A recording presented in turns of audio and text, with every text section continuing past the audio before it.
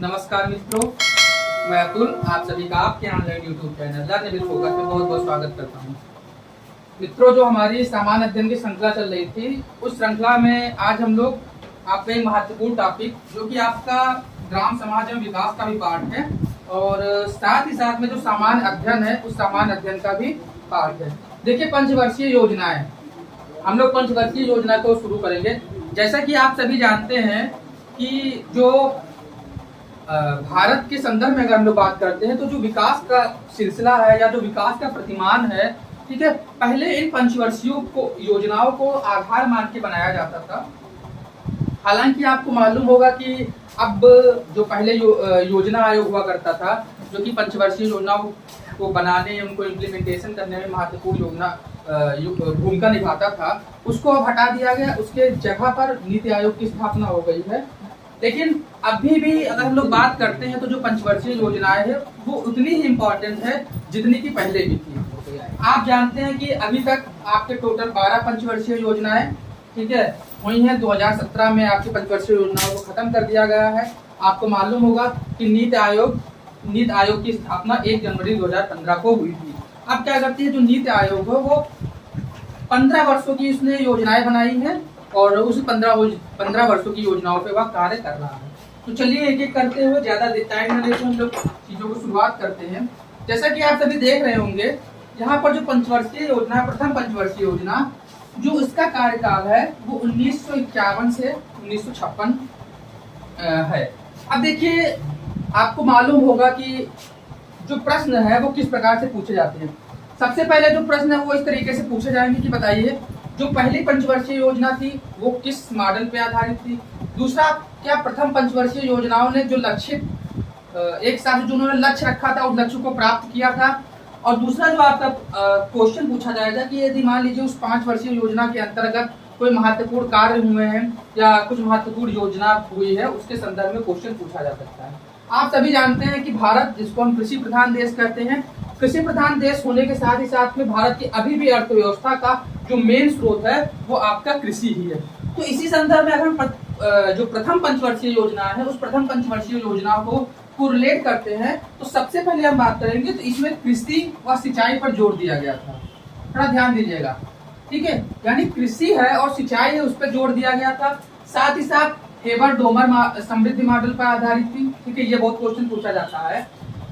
तीसरी जो यहाँ पर प्रमुख बात निकल के आती है, क्या यह योजना, जैसे आपको मालूम होगा कि योजना होती है, योजना के एक लक्ष्य निर्धारित किया जाता है, एक लक्षित लक्ष्य होता है। आप ये कह सकते हैं कि मान लीजिए हमको इस पर्टिकुलर योजना में इतनी ग्रोथ ऑब्टेन करनी है, तो सबसे पहले जो यह पंचवर्षीय योजना थी, यह पंचवर्षीय योजना सक्सेस थी और इसने जो अपना एक लक्ष्य था ग्रोथ का, उस लक्ष्य, जो ग्रोथ का लक्ष्य है उसको क्या किया था, हासिल कर लिया था।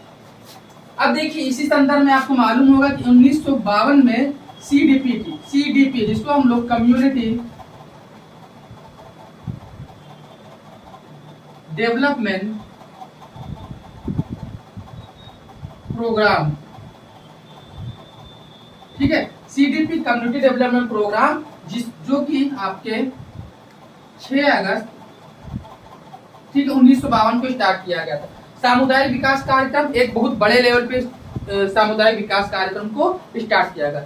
आगे हम लोग बात करते हैं इसी योजना के अंतर्गत 1953 में राष्ट्रीय प्रसार सेवा, ठीक है, ये भी स्टार्ट किया गया था। तो कुल मिलाकर एक मोटा मोटी अगर हम लोग बात करते हैं तो जो प्रथम पंचवर्षीय योजना थी हेराल्ड डोमर मॉडल पर आधारित थी। क्या इसका मतलब ये किस मॉडल को लेकर चल रही थी या मेन इसका ऑब्जेक्टिव क्या था, ठीक है, कृषि व सिंचाई पर आधारित थी या कृषि व सिंचाई पर जोर था, क्योंकि आपको मालूम है। तो चलिए अब हम लोग आगे बात करते हैं द्वितीय पंचवर्षीय योजना। देखिए, द्वितीय जो पंचवर्षीय योजना है वो पीसी महालनोबिस मॉडल पे आधारित है, पीसी महालनोबिस मॉडल। अब देखिए, इसमें जो मेन चीज था उद्योगों का विकास एवं औद्योगिकरण, यानी जो यह योजना है वो उद्योगों के विकास एवं औद्योगिकरण पे आधारित थी।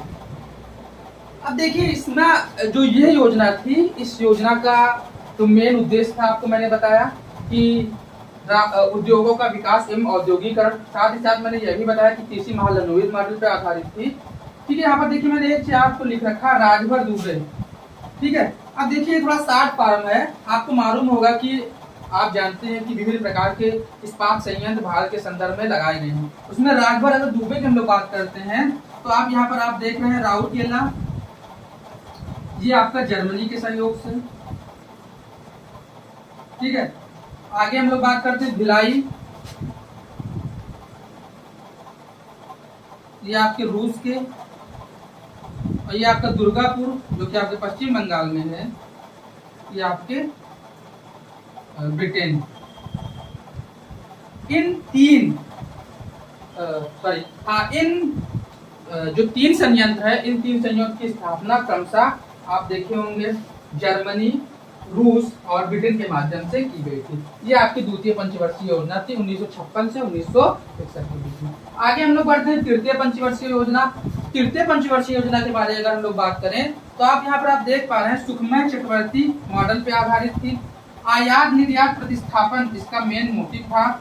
अब देखिए अब इसमें क्या था, जैसे आपको मालूम होगा हमने पहले अपना मेन मोटिव कृषि पर रखा, फिर उसके आगे हम लोग बढ़े, फिर अब हम लोगों ने क्या किया, कृषि के बाद जो बड़े उद्योग होते हैं बड़े उद्योग पर फोकस किया। अब क्या कर रहे हैं कि हम आयात निर्यात प्रोत्साहन, मतलब कहने का मतलब है कि हम वहां से चीजों को कम आयात करें और निर्यात ज्यादा करें। इस संदर्भ में इस पंचवर्षीय योजना है, उस पंचवर्षीय योजना में बात की गई और उसी के आधार पर 1964 में IDBI industrial development bank of India, फिर आगे हम लोग बात करेंगे 1965 में FCI food corporation of India और CACP commission of agriculture cost and price यानी कृषि मूल्य लागत आयोग की स्थापना, ठीक है, इस पंचवर्षीय योजना के अंतर्गत की गई थी। अब देखिए एक बहुत ही बड़ा क्वेश्चन यहाँ पे कभी कभी पूछा जाता है कि बताइए जो तृतीय पंचवर्षीय योजना थी वह तृतीय पंचवर्षीय योजना आपके असफल रही, इसका मेन रीजन क्या था। ठीक है, तो इसके अगर मेन रीजन में बात करें तो 1962 में इंडिया चाइना वार, ठीक है, 1965 में इंडिया पाक वार और ड्राफ्ट। इसी समय क्या हुआ था, 1965 में बहुत बड़ा सूखा भारत में पड़ा था, जिसके माध्यम से जो यह पंचवर्षीय योजना है, इस पंचवर्षीय योजना को अभी तक की जितनी भी पंचवर्षीय योजना हुई उसमें सबसे असफल पंचवर्षीय योजनाओं में गिना गया था। ठीक है, फिर आगे हम लोग बात करते हैं 3 वार्षिक योजना यानी 1-1 वर्ष की योजना आई थी, जिसको हम लोग प्लान हॉलीडे कहते हैं। अब देखिए आपको मालूम होगा 51 से 66, 66 से 56 से 56, 56 से 61, 61 से 66, 66 से 69 आपका ये हो जाएगा जो आपका प्लान हॉलीडे। देखिए प्लान हॉलीडे और आपका आगे देखेंगे रोलिंग प्लान, अनवरत योजना, ये बहुत ही इंपॉर्टेंट है, यहाँ से आपके बहुत ज्यादा प्रश्न आपके पूछे जाते हैं। चलिए आगे हम लोग बात करते हैं, यहाँ पर देखेंगे चतुर्थ पंचवर्षीय योजनाओं के बारे में हम लोग यहाँ पर बात करेंगे। तो देखिए जो चतुर्थ पंचवर्षीय योजना है उसकी शुरुआत 1969 से 1974 के बीच में हुई थी। अब देखिए इसमें मेन क्या था, 14 बैंकों का राष्ट्रीयकरण किया गया था, खुला प्रतिमान मॉडल पे आधारित थी। ठीक है, ये बहुत इंपॉर्टेंट है कि आपका पूछा जाता है कि 14 बैंकों का नेशनलाइजेशन कब हुआ था। तो 14 बैंकों का नेशनलाइजेशन आपके क्या कहते हैं चतुर्थ पंचवर्षीय योजना के अंतर्गत किया गया। आगे हम लोग बढ़ते हैं और आगे हम लोग बात करते हैं 5वीं पंचवर्षीय योजना। अब देखिए डीबी धन मॉडल पे आधारित है, काम के बदले अनाज और गरीबी हटाओ नारा। देखिए ये बहुत इंपॉर्टेंट क्वेश्चन है, यहाँ से आपके 100% प्रश्न बनने की संभावना है। गरीबी हटाओ मॉडल, अब देखिए गरीबी हटाओ नारा आपसे यह पूछा जाएगा, बताइए किस पंचवर्षीय योजना में गरीबी हटाओ मॉडल लाया गया। हालांकि आप देखेंगे यह पंचवर्षीय योजना 1974 से 1979 तक चलनी चाहिए, लेकिन इस पंचवर्षीय योजना को 1 वर्ष पहले समाप्त कर दिया गया था। अब हम लोग बात करते हैं अनवरत योजना। अनवरत योजना आप देखेंगे 78 से अनवरत योजना, ठीक है, थोड़ा सा गलत हो गया, आप लोग क्लिक कर लीजिएगा।